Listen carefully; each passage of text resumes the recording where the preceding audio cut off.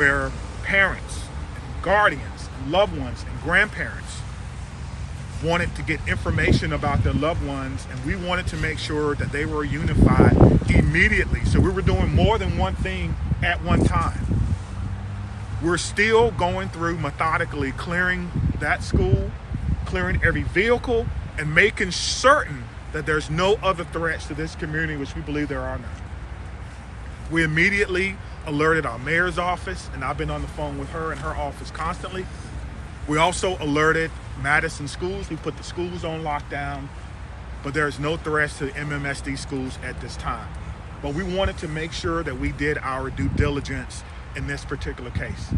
Again, we're still going through collecting evidence, collecting information, making sure that our community is safe from what is a sad day for our community and for our country. And we have to do a little bit better. I don't have all the answers that you want right now, but I will tell you this: we have some of the best officers in the entire country. Our detectives are amazing. We're going to go and work hard and go through this scene so that we can piece together what exactly happened. Again, there'll be another briefing in about 2 hours, and if I have additional information, I will certainly let you know what that information is. Again, around 10:57 a.m., officers responded to an active shooter. They responded per our protocol. They found the person who they believe was responsible, who was down, deceased. We know that it's juvenile. We know that there are other persons who have lost their lives. We know that we've transported about 7 people after giving them life-saving measures. It's important to notice, too, that about 3 miles from here is our training center. Today, our special event team medics were in training.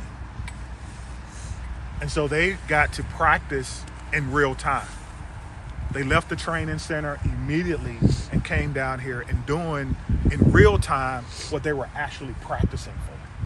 And that's why training is so important, and making sure that we can provide the best possible training and the best possible response for our community members.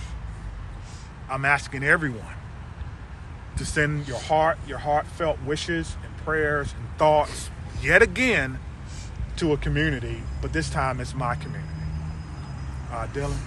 Yeah, can we start over here with questions? Chief, you mentioned you're a father, you're the police chief here in Madison. What emotions are you feeling right now after going through all that? To be honest with you, I'm feeling a little dismayed now. I'm so close to Christmas. Every child, every person in that building is a victim and will be a victim forever. And these types of trauma don't just go away. And we need to figure out and try to piece together what exactly happened. Right now, my heart is heavy for my community. My heart is heavy for Madison, and we have to come together as a community and figure out what happened here and make sure that it doesn't happen in any other place that should be a refuge for students in our community. Right there. What sort of gun-related policies, if any, were in place at the school, and did the school have metal detectors? I'm not aware that the school had metal detectors, nor should schools have metal detectors. It's a school, it's a safe space. So I don't know. Again, it is a private Christian school. It is not under the authority of MMSDs, and that is something that we'll have to look into. Chief, of the 7 victims, how many are students? How many are teachers? I'm not going to give any information about who the victims are, whether they're students, staff, or parents, because we need to make sure that we can notify people. I think that's the most important thing before we go into But police didn't. They never fired their weapons. She took her own life, correct? Let's follow that one question. I don't know if it's a male or a female, but the police department did not fire their weapons.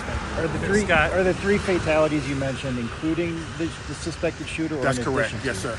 So 3 total. And then are the 7 that was transported, are the 3 fatalities within that 7 or addition to them? Yes, within that 7. Okay. Yes, thank you. Was the shooter a student at the school? We believe the shooter was a student at the school, yes. What can you tell us about the status of the other transports? We know that they range from minor injuries to life-threatening. I know that's a huge, spectrum, but that's what we know now. And so we need everyone, again, to send your thoughts and your prayers out to them. One thing I do know is that we have some of the best medical care in the country here in Madison. And so we hope that everyone will recover, but at this time, we don't know. So we did just get an update from our command post. It's 5 deceased at this time, 5 injured. Do you know what kind of gun was used? Again, this is a ever evolving situation. Just hearing that, what does that make you think? How does that make you feel? And we have to do a better job in our community on a Monday, right? So close to Christmas that we're updating victims. And so there's a lot of work that has to be done, and we're committed to doing that work. We just ask for your patience. I think the most important part is the reunification, again, that we spoke about, making sure that those persons who were in the schools, whether they're staff, students, or what have you, are reunified, and we have done that. Again, I want to say thank you to all our partners. Again, our friends are here from the ATF.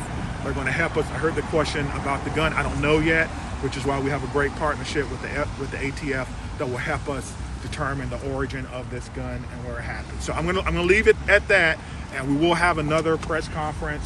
Stephanie has the location. We're doing 2:30 at Fire Station 14 in their community room. 2:30, Fire Station 14. Steph, Okay. can you confirm the 5 who are dead? Does that include the shooter?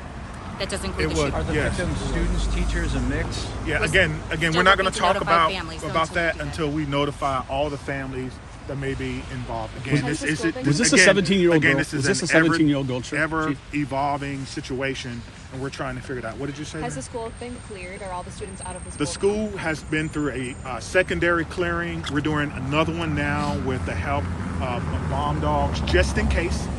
We want to clear vehicles and things of that nature. So we're going to take our time, and we're going to go through, and we're going to do everything that we can. So All right, thank you very much. and we'll see you 2:30, soon. okay, at Thank you. Fire Station 14 in the community room. Are the students still in the school right now? On lockdown? They're out. Okay, thank you. Okay, that was Chief Sean Barnes Right there from the Madison Police Department, and you heard the update mid press conference right there. We now know that 5